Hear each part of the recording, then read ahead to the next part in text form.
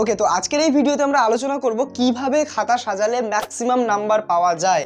হ্যাঁ, অবশ্যই নাম্বারটা নলেজের উপর তো ভিত্তি করবেই, কিভাবে প্র্যাকটিস করেছো, কিভাবে রিভিশন করেছো, বাট এই প্রেজেন্টেশনটা কিন্তু ভীষণ ভীষণ গুরুত্বপূর্ণ। এবং আজকের এই ভিডিওতে আমরা এমন কিছু টিপস আলোচনা করবো, খুবই বেসিক টিপস, ঠিক আছে, একদম বেসিক, বাট এগুলো অ্যাপ্লাই করলে প্রপারলি নাম্বার কিন্তু বুস্ট হবেই হবে। তো দেখো, আমি প্রথম থেকে আলোচনা করি। প্রথমে আমি হ্যান্ড রাইটিং নিয়ে আলোচনা করছি, তারপর ক্ল্যারিটি, তারপর আন্ডারলাইন, এইসব হ্যানাতানা অনেক কিছু লেখা আছে এখানে বোর্ডে ইংলিশে। তো চিন্তা নেই, ইংলিশ আমি কেন লিখি তোমরা জানো, আমার বাংলা হাতের লেখা খুবই খারাপ জঘন্য, তো ইংলিশটা একটু চলার মতো। হ্যান্ড রাইটিং যেটা, হ্যান্ড রাইটিং এর আন্ডারে আমরা মানে হ্যান্ড রাইটিং খারাপ হোক ভালো হোক ডাজেন্ট ম্যাটার, ঠিক আছে, তোমার সেটাকে আরো ভালো কিভাবে বানানো যায় সেটার জন্য আমি কিছু কিছু ছোট ছোট টিপস দিয়েছি। আরো যদি অনেকের অনেক টিপস থাকে, তো যদি কেউ জেনে থাকো যে এছাড়াও এক্সট্রা কিছু টিপস আছে কিনা, সেগুলো তাহলে কমেন্ট করো। কমেন্ট করলে বাদ বাকি যারা আছে তারা দেখে নেবে, ঠিক আছে। তো দেখো, প্রথমে আমি লিখেছি যে গ্যাপ দাও between every word and line, মানে প্রত্যেকটা ওয়ার্ড এবং লাইনের সাথে তোমরা গ্যাপ দেবে একটু একটু, ঠিক আছে। ধরো আমি এখানে একটু দেখাই কিভাবে অ্যাকচুয়ালি লিখবে। এটা তোমার খাতা আছে, ধরো তুমি লিখছো যে আমার নামই লিখি আমি,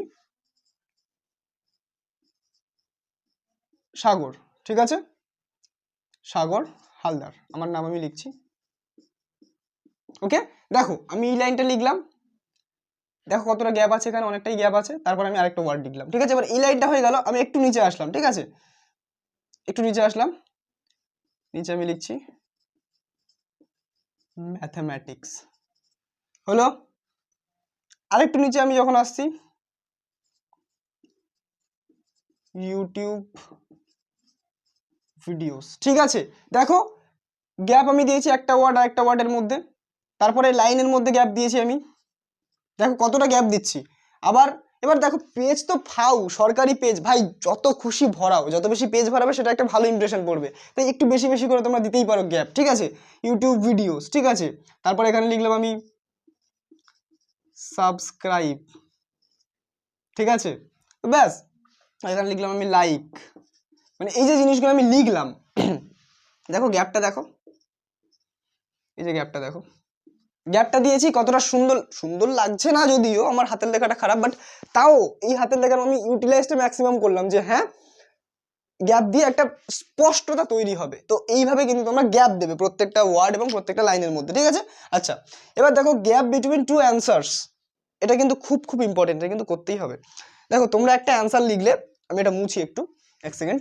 তোমরা একটা অ্যান্সার লিখলে একটা খাতায়, তো তোমার অ্যান্সারটা হলো ধরো এই অবধি, এই অবধি তোমরা লিখছো লিখছো লিখছো, অ্যান্সার শেষ হয়ে গেল, ঠিক আছে। আরেকটা যখন তোমরা শুরু করবে, তখন মিনিমাম এতটা গ্যাপ তোমরা দেবে, এতটা গ্যাপ তোমরা দেবে।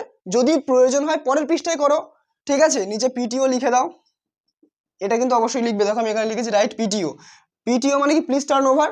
যদি পিছনের পৃষ্ঠায় কোনো লেখা থেকে থাকে তাহলে কিন্তু এটা অবশ্যই আগের পৃষ্ঠায় লিখবে, কারণ অনেক সময় কি হয় লাস্টের পেজটা উনি এক্সামিনার স্কিপ করে যেতেই পারেন, ঠিক আছে, হয় না যদিও, বাট তবু একটা পসিবিলিটি থেকে যায়।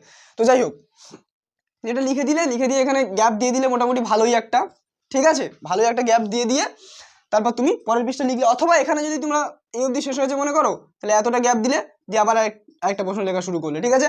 এবং এই দুটোকে ডিস্টিংক্ট করার জন্য, এই দুটোকে আলাদা করার জন্য তুমি এরকম একটা ডটের লাইন টেনে দিতে পারো, যদি গ্যাপ না দাও বা দাও, গ্যাপটা অবশ্যই দিতে হবে, এবং অবশ্যই একটা ডটের লাইন টেনে দেবে যদি সম্ভব হয়, ঠিক আছে, এরকম ভাবে যদি সম্ভব হয়, না দিলেও কোনো ক্ষতি নেই ডটের লাইনটা। বাট এটা অ্যাকচুয়ালি কি দেখাবে, যে না এটা আলাদা দুটো অ্যান্সার, ঠিক আছে। এবং এই কোশ্চেনের যে মার্কসটা সেটা এখানে উনি লিখতে পারবেন, ঠিক আছে।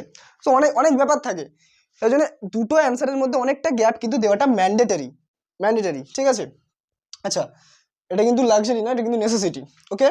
আচ্ছা বেশ, এটা হয়ে গেল, রাইট পিটিও বলে দিলাম কেন লিখবে। আচ্ছা, এরপর ক্ল্যারিটি, ভাই ক্ল্যারিটিটা কিন্তু খুব খুব ইম্পর্টেন্ট। তোমার খাতা কতটা পরিষ্কার, এটা কিন্তু অনেক অনেক ম্যাটার করে, প্রচুর ম্যাটার করে এটা। তো ক্ল্যারিটি মানে পরিষ্কার পরিচ্ছন্নতাটা কিভাবে বাড়ানো যায় সেটা নিয়ে আমি কিছু কথা বলতে চাই। তবে অবশ্যই লাস্ট যে আধ ঘন্টা 1 ঘন্টা থাকে সেখানে হিসাব করতে যেও না, কারণ ওখানে কিন্তু একটা কুত্তা দৌড় লেখা আমরা লিখি, হাতের লেখা খারাপ হয়ে যায়, ক্ল্যারিটি থাকে না, ঠিক আছে, ইটস নর্মাল। লাস্ট আধ ঘন্টায় না মেনটেন করলেও কোনো ক্ষতি নেই, বাট প্রথম 1 ঘন্টা 1.5 ঘন্টাতে এটা অ্যাপ্লাই করলে কিন্তু ভালো একটা রেজাল্ট পাওয়া যায়। প্রথম 4-5টা পেজ খুব সুন্দর করে সাজানো থাকলে এক্সামিনারের মনটা ভালো হয়ে গেল, তারপরে ওই কাটাকুটিটা উনি মাফ করতে পারেন, ঠিক আছে। দেখো প্রথম স্টেপে হচ্ছে অ্যাভয়েড কাটাকুটি, কাটাকুটি কিন্তু অ্যাভয়েড করতে হবে। মনে করো এটা তোমার পরীক্ষার খাতা, এবার এখানে তুমি একটা কিছু লিখলে এবং সেটা ভুল হয়ে গেল বাই চান্স, বাই চান্স, যাতে ভুল না হয় তার জন্য আমি বলছি কিছু, বাট বাই চান্স এটা ভুল হয়ে গেল, কি করবে? জাস্ট এরকম একটা দাগ দিলে, একটা দাগ দিয়ে কাটবে, ঠিক আছে? কেটে ব্যাপারটাকে পুরো একটা বক্স করবে, এরকমভাবে বক্স করে দিলে মানে এই জিনিসটা পুরোপুরি আউট হয়ে গেল। বক্স করা কেন, বক্সটা কেন করলাম? কারণ এটা হাইলাইট, যেরকম আমরা ফিজিক্সের খাতায় অনেক সূত্র লেখার পরে ডিরাইভ করার পরে সূত্রটাকে আমরা বক্স করে দিই, তাহলে কি হয় ওই পেজের মধ্যে সব থেকে ফার্স্ট ওই বক্স করা জিনিসটা আমাদের চোখে পড়ে, তেমনই এক্সামিনারের চোখে পড়বে যেটা আচ্ছা ছেলেটা কাটাকুটি করেছে তো এটাকে একটা সেকশন করে বাদ দিয়েছে, তো ওনার চোখে পড়বে, উনি মাফ করে দেবেন, ঠিক আছে?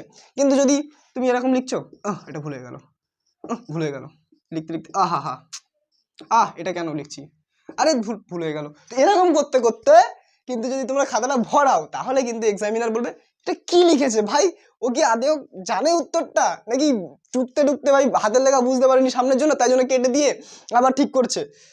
তো এরকম একটা বাজে ইম্প্যাক্ট পড়বে যদি এরকম ভাবে তোমরা লেখো। So avoid this, apply this, okay? তো আশা করি বোঝাতে পারলাম।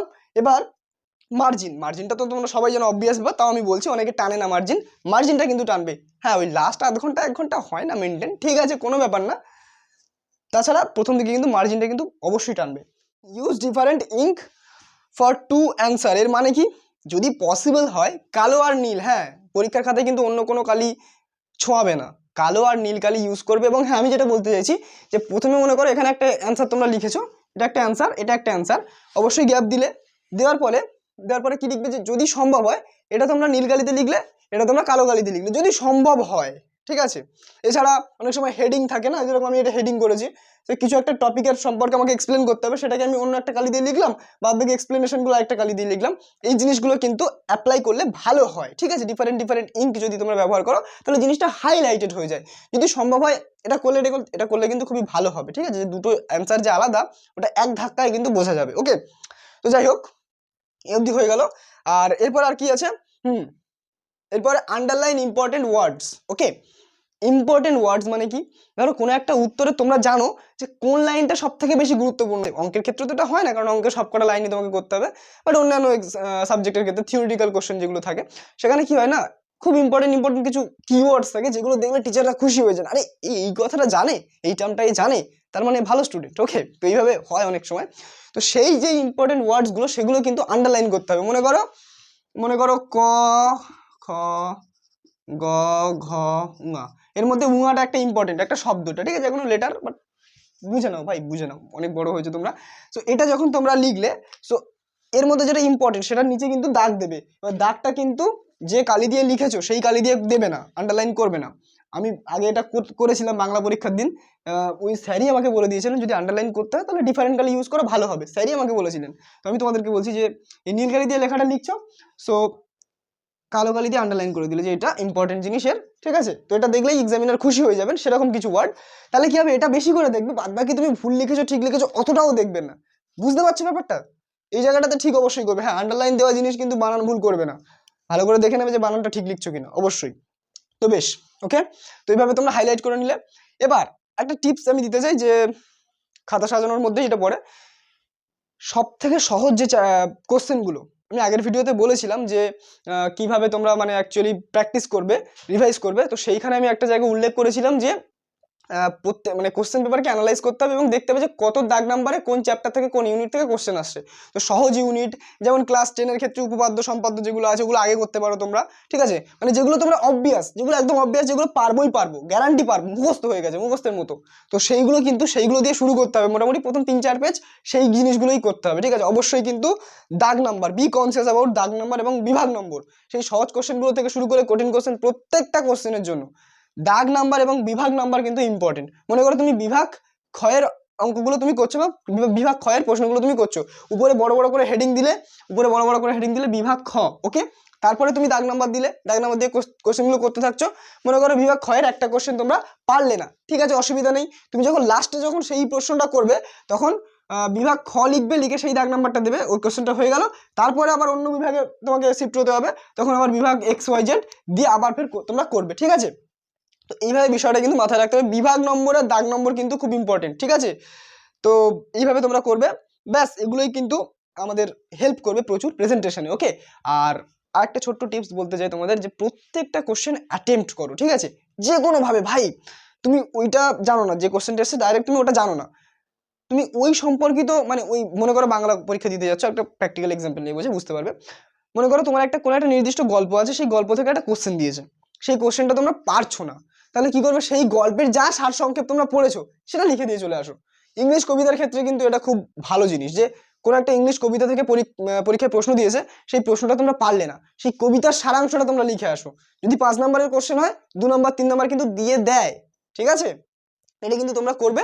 আর এটা করলে কি হবে বলো তো, তোমাদের খাতাটা একটু মোটা হবে, ঠিক আছে, অনেকগুলো পেজ থাকবে, দেখতে ভালো লাগবে, যে মাস্টার ভাববে যে অনেকগুলো পেজ নিয়েছে মানে অনেক লিখেছে, মানে এটা একটা ব্যাপার আছে, সাইকোলজি মাথার মধ্যে কাজ করে ওনাদের, ঠিক আছে। তুমিও অ্যাজ এ এক্সামিনারের পার্সপেক্টিভ থেকে দেখলে তোমারও এই জিনিসগুলো কাজ করবে, ঠিক আছে।